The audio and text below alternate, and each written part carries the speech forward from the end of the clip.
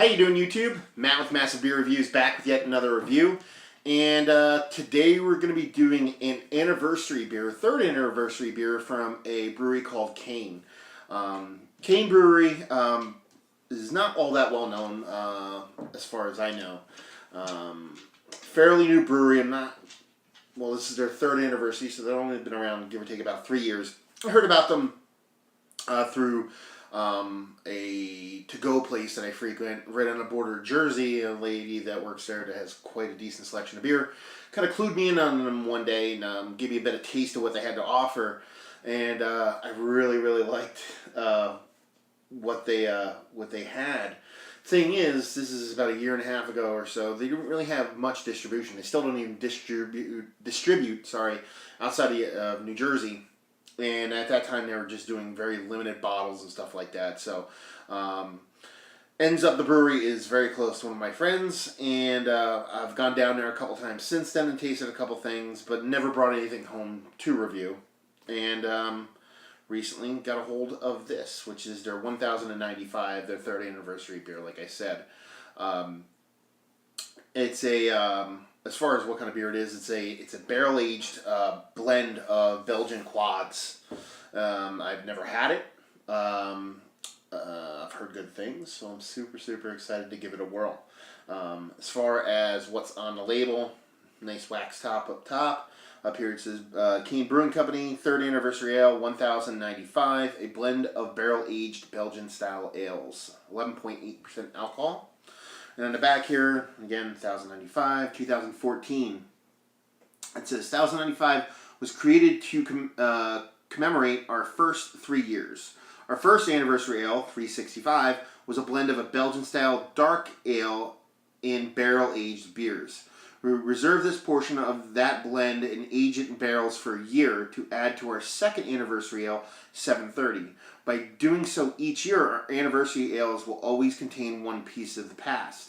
For our third anniversary, we brewed a Belgian-style quadruple and racked it into barrels where it sat for a year, then blended in the barrel-aged version of our previous anniversary ales. 1095 marries the complexities of its individual components and the intricacies, I always have a problem with that word, of barrel aging with dark fruit notes and traditional Belgian-style quadruple. Stored properly, 1095 should age well. Enjoy now or in the future. Brewed and bottled by Kane Brewing Company. Brewery information. Other than that, that's about it. Label-wise, super cool. I mean, if you look at it, it's very brewery centric labeling, from the wax top to the shape of the bottle to almost the label. A little bit, a lot less showy. It's very two-dimensional, but something about it is just cool. I mean, it's very basic, very simple, very to the point, and uber classy. So I dig it. But like I said, proof is in the pudding. So I'm gonna see what's in this sucker. So. Oh, I love it when the wax comes off easy. Oh, I can already tell it. Hopefully it comes off easy. It seems like it's cracking decent. The wax bottle thing is cool. So you gotta take the wax off. Ooh, I need a bottle opener for this sucker. So I will run and go get one. And a back. Didn't know why I didn't need a bottle opener for that. It was a wax top, but hey, what are you gonna do? Let's live dangerously here for a minute. There we go. Try not to aggravate it too much. And that should be enough to get it off there now. Oh, wax. Where's Mr. Miyagi when you need him? Oh, beautiful. Let's see what we got going on here. Okay. Teku glass. Yes, the most pretentious glass in the history of mankind. But, like I said, a friend got this bottle, a couple bottles for me, and he got me a glass. So I figured, if you have the glass, might as well use it. My standard gigantic Duvel glass is quite jealous right now, so whatever. Anyway, There's a nice head on it. I mean, I've never actually used or drank out of a teku glass before because, like I said, something about it just irritates me. So I'm not sure how everything pours in it, but nice off-white head, super creamy top, like crazy gigantic bubbles, and up top, followed by a super tiny dense row of bubbles on the bottom. Color-wise, that sucker is dark. I mean, since it's a blend of Belgian ales, darks, and quads, but it's barrel aged, so that's the reason why you're going to get that color in there. Super, super brown. Not red or burgundy or anything like that. It's just brown as brown could be. Couldn't tell you anything about carbonation or anything else because can't see in there. So yeah, let's see what she has in the nose. It smells really nice. Smell like that. Wow. Oak. First off, chocolate, like dry chocolate, powdered chocolate, like a cocoa.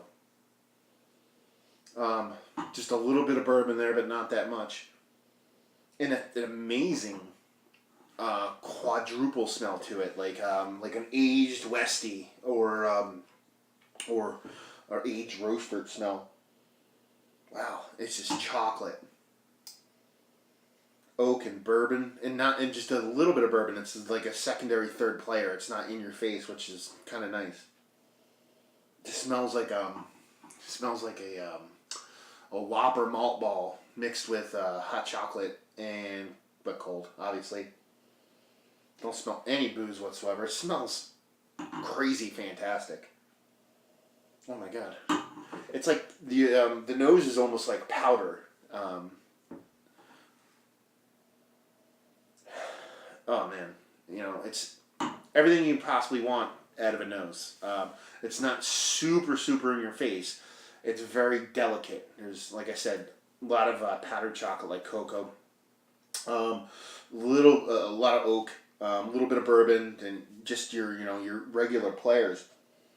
Caramel toffee. A little bit of dark fruit, but not too much. It just smells fantastic. I gotta get in there. Cheers.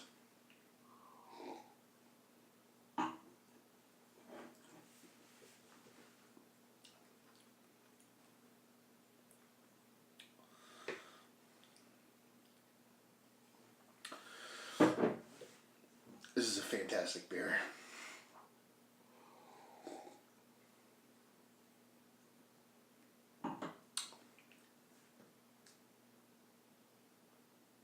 That's a great beer. It's one of the best beers I've had ever. It's that good.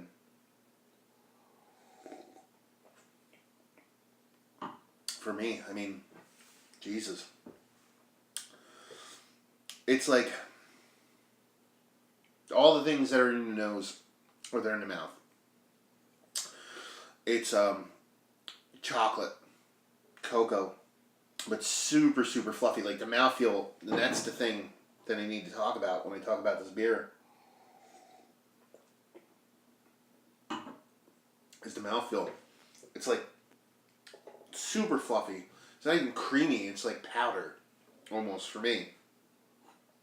It's quite amazing.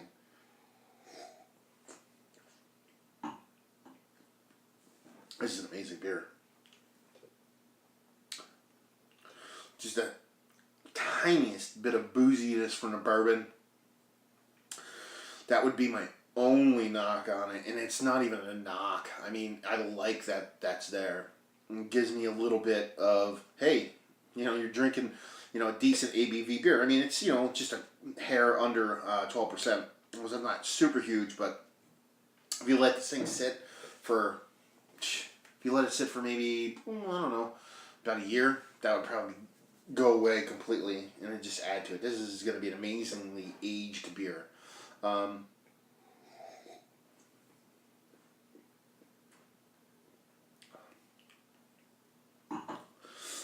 The oak is there. Like I said, the bourbon is there.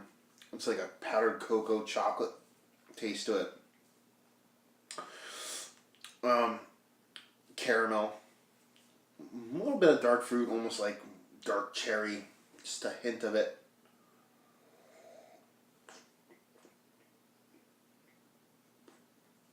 And just a mouthfeel that's out of this world.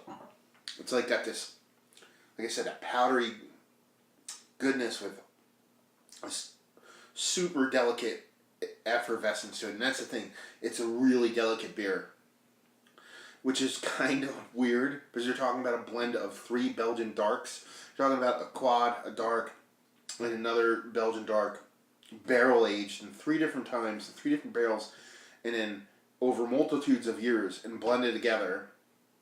When you're talking about doing something like that, you're talking about something that's going to have typically a, not syrupy density to it, but something that's going to have, a bit, something thick, something a bit chewy. And this is just really gentle. This is a really, really delicate beer. Absolutely fantastic. Like I said, one of the better beers I've had recently, if ever. I just enjoy it that much. Fantastic beer. Rating wise, I'm gonna give it a 98. Yeah, 98. I don't throw that one out there that much, but I'm gonna give it a 98. Probably gonna be I have to leave 1-2 points in there somewhere for it to age and get better, but it's that good of a beer. I'll give it a 98. Availability and value. I'm gonna have to go big NA on that. I think I paid like $25 for this. For me, would be an 8 on a value scale because of how good of a beer it is. $7.50, $25. A lot of your big company beers like your Scar Cities or your breweries and their special barrel aged stuff, you're usually looking like $30 to $40. This is coming in under that, and this is just as good as those. But availability is just 0.0001. You know what I mean? The only reason I got this was because a friend of mine literally lives 10 minutes away from the brewery. So I urged him one day to go up there and grab some beer for me and ended up picking some up. So, I'll give it availability of a 1. It's just if you go to the brewery, you get it, and that's pretty much it.